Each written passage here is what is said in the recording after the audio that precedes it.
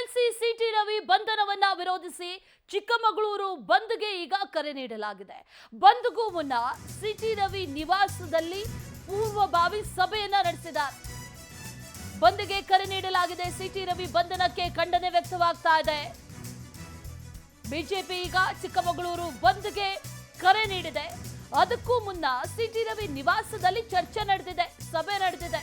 ಬೆಳಗ್ಗೆ 7 ಗಂಟೆ ಸುಮಾರಿಗೆ ಸಭೆ ನಡೆಸಿದ್ದಾರೆ ಮುಖಂಡರು.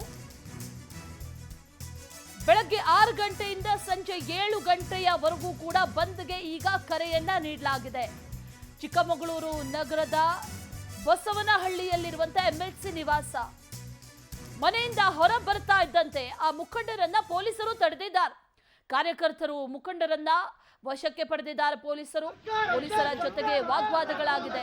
ಲಕ್ಷ್ಮೀ ಹೆಬ್ಬಾಳ್ಕರ್ ವಿರುದ್ಧ ಆಕ್ರೋಶ ವ್ಯಕ್ತವಾಗಿದೆ. ಕೆಎಸ್ಆರ್ಪಿ ತುಕಡಿ ಸೇರಿ ಅನೇಕ ಪೊಲೀಸರಿಂದ ಈಗ ಬಂದೋಬಸ್ತ್ ಕೂಡ ಮಾಡಲಾಗಿದೆ. ಜಿಲ್ಲೆ ಜೊತೆಗೆ ಹೊರ ಜಿಲ್ಲೆಗಳಿಂದಲೂ ಕೂಡ ಪೊಲೀಸರಿಂದ ಭಾರಿ ಬಿಗಿ ಭದ್ರತೆಯನ್ನ ಕೈಗೊಳ್ಳಲಾಗಿದೆ. ಚಿಕ್ಕಮಗಳೂರಿನಲ್ಲಿ ಸ್ಥಳದಲ್ಲಿ ಪಶ್ಚಿಮ ವಲಯ ಐಜಿಪಿ ಅಮಿತ್ ಸಿಂಗ್ ಮೊಕ್ಕಾಂ ಕೂಡ ಹೂಡಿದ್ದಾರೆ ಅನ್ನುವಂತ ಮಾಹಿತಿ ಲಭ್ಯವಾಗ್ತಾ ಇದೆ.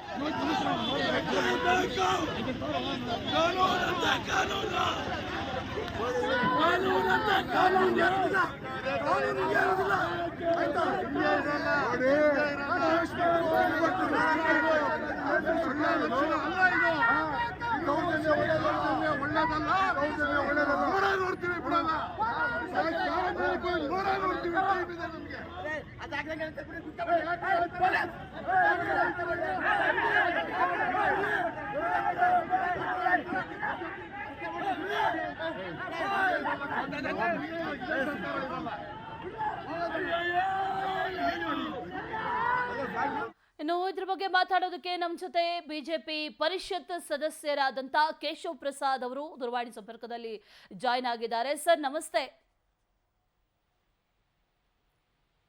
ಸರ್ ನನ್ನ ಧ್ವನಿ ಕೇಳಿಸ್ತಾ ಇದೆಯಾ? ನಮಸ್ತೆ. ಕೇಳಿಸ್ತಾ ಇದೆ, ನಿಮ್ ಧ್ವನಿ ಕೇಳಿಸ್ತಾ ಇದೆ. ಎಸ್ ಸರ್, ಈಗ ಪ್ರತಿಭಟನೆ ಮಾಡಬೇಕು, ಜೊತೆಗೆ ಬಂದ್ ಮಾಡಬೇಕು ಅನ್ನುವಂತ ಕರೆಯನ್ನ ಕೊಡಲಾಗಿತ್ತು. ಆದ್ರೆ ಬಂದ್ಗೂ ಮುನ್ನವೇ ಮುಖಂಡರನ್ನ, ನಾಯಕರನ್ನ ಈಗ ವಶಕ್ಕೆ ಪಡೆದಿದ್ದಾರೆ ಪೊಲೀಸರು. ಬಂದ್ ಯಾವ ರೀತಿ ನಡೆಯುತ್ತೆ, ಯಾವ ರೂಪರೇಷೆಯಲ್ಲಿರುತ್ತೆ, ಯಾವ ಹಂತಕ್ಕೆ ಹೋಗುತ್ತೆ, ಏನೆಲ್ಲ ಸಿದ್ಧತೆಗಳು ನಡೆದಿದೆ ಸರ್ ಇದ್ರ ಬಗ್ಗೆ? ನೋಡಿ ಮೇಡಮ್, ನಿನ್ನೆ ಮೇಲ್ಮನೆಯಲ್ಲಿ ನಡೆದಂತಹ ಘಟನೆಯಲ್ಲಿ ಸ್ಪಷ್ಟೀಕರಣವನ್ನ ನಮ್ಮ ಮಾನ್ಯ ವಿಧಾನ ಪರಿಷತ್ ಸಭಾಪತಿಗಳು ಕೊಟ್ಟಿದ್ರು. ತದನಂತರ ಎಲ್ಲ ಘಟನೆಗಳು ತಿಳಿಯಾಗಿ ಅದು ಸರಿ ಹೋಗ್ಬೇಕಾಗಿತ್ತು.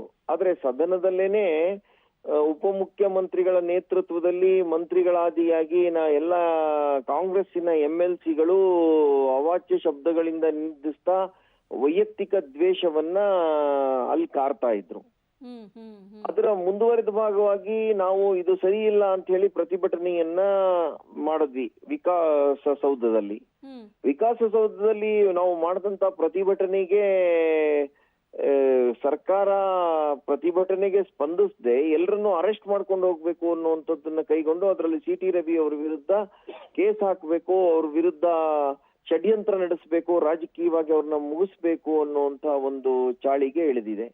ಮತ್ತಿದು ಒಂದು ರಾಜ್ಯ ಸರ್ಕಾರಕ್ಕೆ ಶೋಭೆ ತರುವಂತದ್ದಲ್ಲ. ಮತ್ತೆ ರಾಜಕೀಯವಾಗಿ ಒಬ್ಬ ವ್ಯಕ್ತಿಯನ್ನ ಮುಗಿಸ್ಬೇಕು, ದ್ವೇಷ ಕಾರಬೇಕು ಅನ್ನುವಂಥದ್ದು ಸರಿ ಅಲ್ಲ ಘಟನೆ.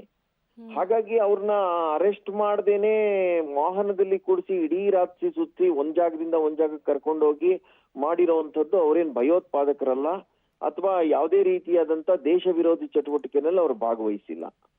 ಸಿಟಿ ರವಿ ಅವ್ರಿಗೆ ಈ ರೀತಿ ಮಾಡಿರೋವಂಥದ್ದು ಒಬ್ಬ ಎಂಎಲ್ಸಿ ಮಾಡಿರೋಂತಹ ಅವಮಾನ ಇದು. ಮತ್ತೆ ಇಡೀ ನಮ್ಮ ರಾಜಕೀಯ ವ್ಯವಸ್ಥೆಗೆ ಮತ್ತೆ ಡೆಮೋಕ್ರೆಟಿಕ್ ಸೆಟಪ್ಗೆ ತಂದಿರುವಂತ ಒಂದು ಅಪಮಾನ ಅಂತ ನಾನು ಹೇಳ್ತೀನಿ.